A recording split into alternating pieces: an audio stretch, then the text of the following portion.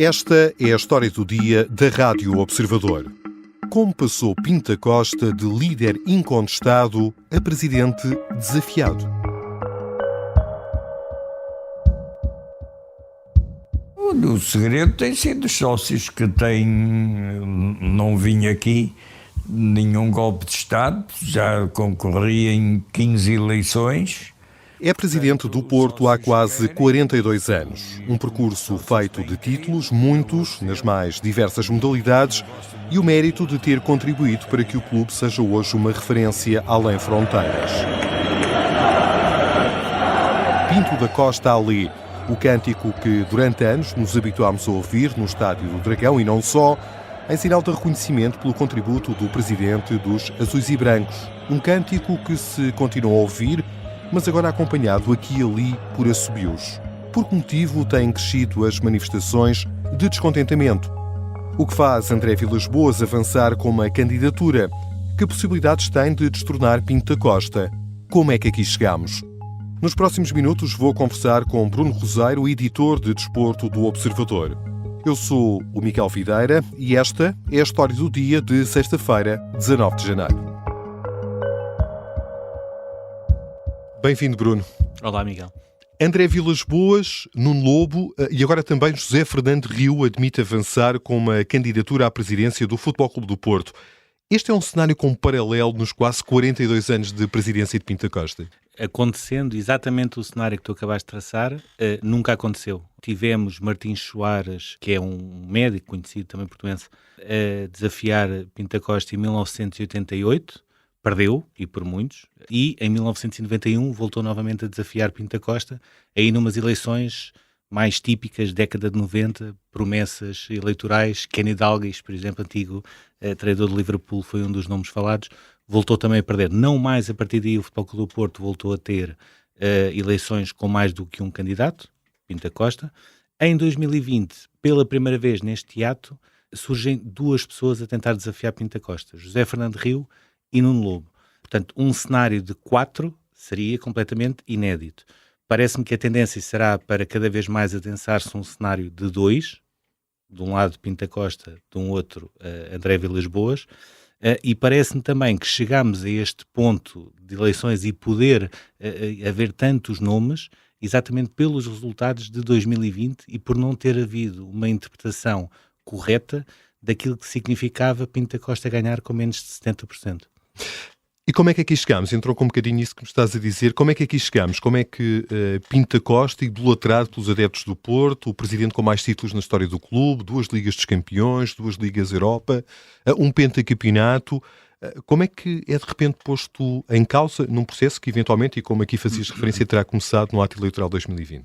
Sim, eu diria que era importante interpretar aqueles resultados e não houve uma interpretação correta do que é que significava José Fernando Rio, por exemplo, ter uma votação acima de 25% contra Pinto da Costa naquela altura, ainda para mais havendo esse balão de oxigênio na liderança de Pinto da Costa, que se chamou Sérgio Conceição, que veio acabar com o maior jejum de títulos da era Pinto da Costa e veio dar uma nova alma à parte do Futebol Clube do Porto.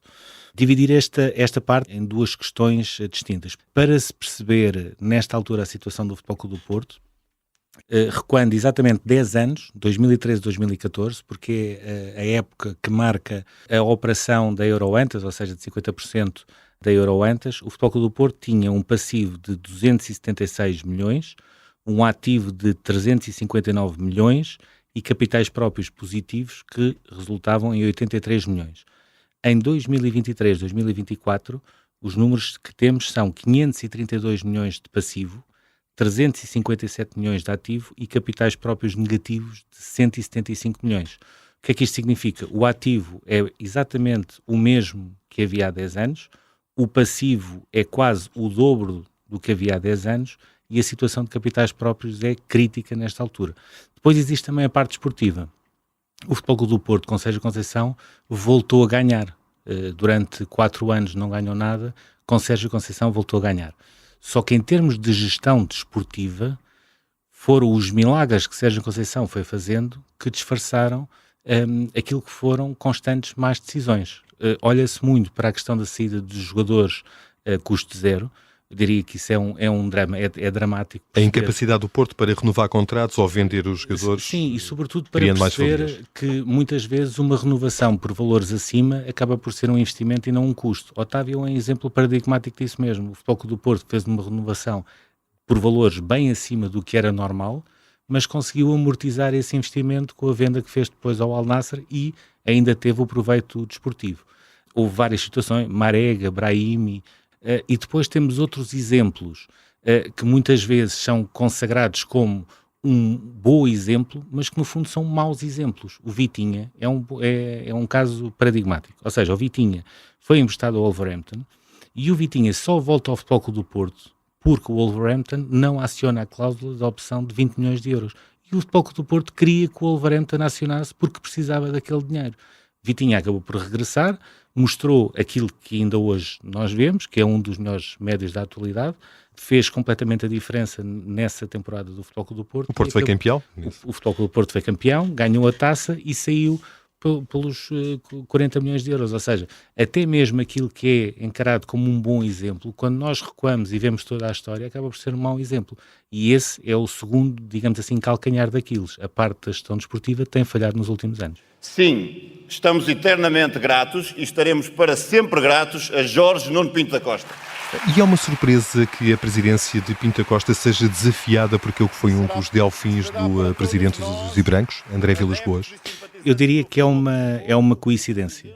Ou seja, quando nós olhamos, mais uma vez recuo até 2020, quando nós olhamos para o resultado, sobretudo que José Fernando Rio tem, aquilo que se percebe é há uma franja cada vez maior de associados do Futebol Clube do Porto que, não deixando nunca de estar agradecidos àquilo que Pinto da Costa fez pelo Futebol Clube do Porto, e isso convém sempre recordar, não é só aquilo que ele ganhou, foi o ponto em que ele foi buscar o Futebol Clube do Porto e o ponto em que conseguiu levar o Futebol Clube do Porto. Hoje é um clube com uma dimensão mundial, se calhar em 1982 havia muito aquela questão de bastava passar a ponta e já estavam a perder, qualquer que fosse o adversário. Mas uma franja de associados foi percebendo que, havendo esse agradecimento, não podia haver, digamos assim, uma total rendição perante a figura de Pinto da Costa. Ou seja, ele fez muito pelo clube, o clube é hoje aquilo que é por causa dele, ou muito por culpa dele, mas entre essa gratidão terá de haver uma viragem. E André Vilas-Boas acabou por personificar exatamente essa viragem.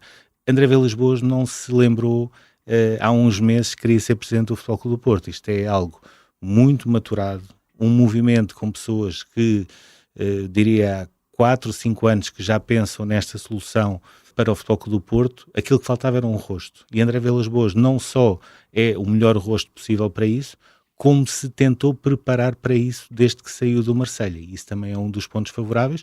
Basta ver a apresentação de André Vilas-Boas para perceber que aquilo é tudo menos uma apresentação de alguém que não sabe ao que vai, não sabe ao que quer. Com uma nuance. É que muito provavelmente, se as coisas estivessem a correr bem em termos desportivos ao Futebol Clube do Porto, se estivesse em primeiro lugar, se não houvesse o mínimo de contestação, André Vilas-Boas estaria a marcar uma posição para as próximas eleições que não as de 2024. No atual contexto, arrisca-se a, pelo menos, poder desafiar os números de Pinto da Costa nas eleições. Falemos então sobre essa sessão de apresentação da candidatura de Vilas-Boas. Marcaram presença algumas figuras carismáticas do clube, Jorge Costa, o capitão, o Elton, António Sousa, por exemplo. Esteve também presente Cecília Pedroto, a viúva de José Maria Pedroto, o antigo e carismático treinador do Porto, tantas e tantas vezes invocado por Pinto da Costa.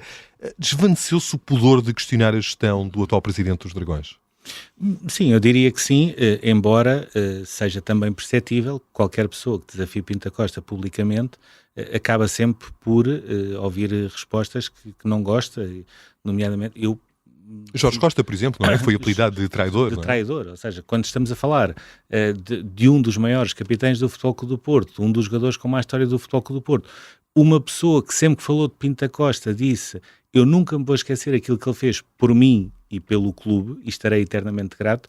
Chamar traidor, ainda para mais ir buscar uma entrevista onde ele assume que já foi comer caracóis à Damaia com o pai de Rui Costa, que é um dos seus melhores amigos de sempre, ou seja, quem anda no futebol e quem sabe as relações, Jorge Costa e Rui Costa, são amigos já de longa data e amigos de casa, já desde o final da década de 80, que foi quando se conheceram nas seleções. Está tudo dito em relação à irracionalidade que vai imperar ao longo destas eleições. Nesta altura, falar de Pinto da Costa deixou de ser um tabu. A entrada em cena de André Vilas-Boas permitiu que as pessoas possam fazer uma divisão que antigamente era proibida de ele fez isto bem, a partir de agora ele vai ter de dar lugar a outros porque não está a fazer isto bem. O facto de ter todas essas figuras acaba por ser marcante. Eu ainda assim destacaria duas. Joaquim Oliveira, conhecido empresário, com as ligações que teve, não só ao futebol, que teve e tem, não só ao Futebol Clube do Porto, mas também ao próprio Pinto da Costa, o facto de aparecer na candidatura de Vilas-Boas e o facto de dizer no final que o Futebol Clube do Porto precisa de uma mudança é algo que se deve anotar com atenção. E depois, e sobretudo, Cecília Pedroto. E não deixa de ser curioso, no dia em que alguém que pode mesmo desafiar Pinto da Costa apresenta a sua candidatura, essa candidatura é lançada com uma frase do próprio José Maria Pedroto, que foi o grande baluarte com Pinto da Costa daquilo que é o crescimento do Futebol Clube do Porto e daquilo que é hoje o próprio clube. Já voltamos à conversa com o Bruno Roseiro. Na segunda parte vamos tentar perceber, e já aqui afloramos, o que se pode esperar do ato eleitoral marcado para abril e se a contenda vai deixar marcas entre os associados do Clube da Cidade Invicta.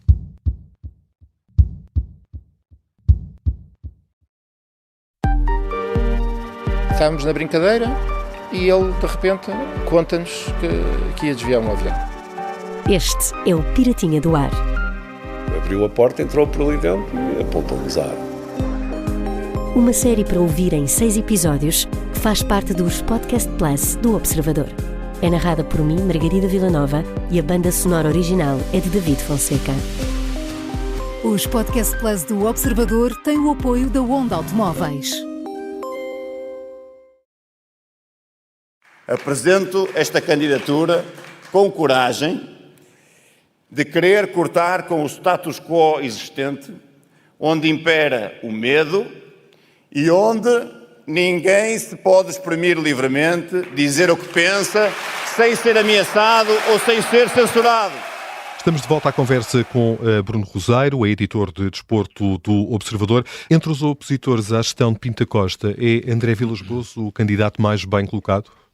Eu diria que é o único, ou seja, parece-me que o José Fernando Rio, com o aparecimento de André Vilas-Boas, ficou sem o espaço que ganhou em 2020, portanto admito que possa de novo avançar, mas para mim seria quase natural não avançar e poder até chegar a uma solução de consenso com André Vilas-Boas. No caso Nuno Lobo, também parece, pela votação residual que teve em 2020, que não será uma candidatura que tenha propriamente muito sucesso, ou seja, se continuar poderá eventualmente tirar 2% a algum dos candidatos, mas não mais do que isso, e parece-me que vamos caminhar naturalmente para um confronto direto, Pinto da Costa de um lado, André Vilas-Boas do outro. Porquê é que existe esse confronto? Porque cada vez mais existe a certeza que nunca houve uma figura que Pinto da Costa olhasse e dissesse: é este o meu, digamos assim, o meu Delfim, o meu discípulo, e é este que vai seguir o meu legado. Porque se Pinto da Costa tivesse a garantia de que essa figura e esse nome existia, não teria qualquer problema em quase empurrar essa pessoa para a frente. E porquê? Porque isso esvaziava um bocadinho aquilo que Vilas-Boas diz. A mudança era feita, mas era feita por dentro. Isso não me parece que vai acontecer. Pinto da Costa... Muito se tem falado em Vítor Bahia como um possível sucessor.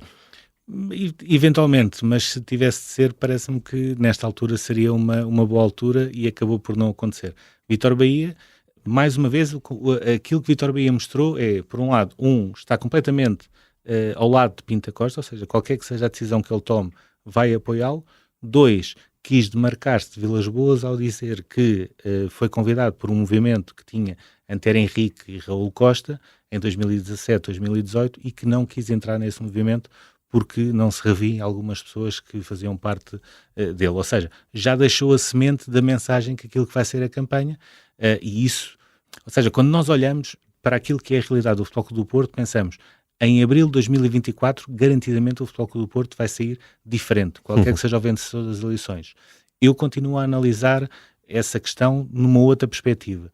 Os 3 meses de campanha, para mim, vão ser muito mais importantes em termos de futuro do Futebol Clube do Porto do que propriamente quem é que vai ser o vencedor. E que tipo de campanha antecipas? Está à vista. Ou seja, quando o próprio André Vilas-Boas, antes ou no momento em que está a fazer uma apresentação, fala de acabar com o status quo, de acabar com o clima de medo, fala inclusivamente em situações práticas, ou seja, de casas do Futebol Clube do Porto que têm receio de apoiar algum candidato ou que têm receio de abrir portas a que os candidatos possam apresentar o seu plano e o seu projeto, porque depois poderão ter retaliações a nível de bilhética, etc. Eu diria que isso já mostra muito daquilo que poderá ser a campanha. E esse vai ser o grande problema do Futebol Clube do Porto. Ou seja, parece-me que a campanha está inclinada para que se faça durante 3 meses tudo e mais alguma coisa como se não houvesse um amanhã. E não percebendo que isso só vai aumentar as clivagens e vai condicionar por completo o amanhã. E basta ver clubes rivais do Futebol Clube do Porto que tiveram esse problema. Entraram numa espiral de guerras fraticidas, muitas vezes andando de eleição em eleição sem curar as feridas do passado, e isso trouxe muito mais situações prejudiciais do que benefícios. E o Futebol Clube do Porto, diria que enquanto clube vai ter de precaver muito bem essa situação, porque são estes 3 meses é que vão definir aquilo que vai ser o Futebol Clube do Porto amanhã. Consideras então que é um Porto inevitavelmente dividido aquele que vai sair deste ato eleitoral? Garantidamente dividido. A única diferença é, se for dividido em opiniões, em projetos e em ideias, eu acho que está a ganhar o futuro. Se for um Futebol Clube do Porto que continuar dividido entre histórias do passado que já estão a aparecer, entre figuras que se foram zangando ao longo dos tempos, aí vai ser um Futebol Clube do Porto que vai condicionar o amanhã, independentemente de ganhar Pinto da Costa ou ganhar André Vilas-Boas. Será sempre uma vitória envenenada se nestes 3 meses não houver essa preocupação de todos os intervenientes, até aqueles que não dão a cara, mas que estão com a candidatura A ou B, de perceber que durante estes 3 meses tudo aquilo que tem de ser falado vai sempre condicionar o amanhã.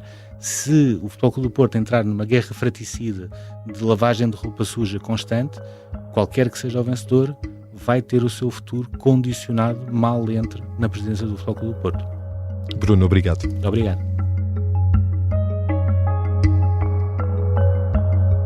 Bruno Roseiro é editor de desporto do Observador. Esta foi a história do dia. Os sons que ouvimos foram captados pela Rádio Observador e pelo Porto Canal. A sonoplastia é da Beatriz Martel Garcia, a música do genérico do João Ribeiro. Eu sou o Miguel Videira. Até amanhã.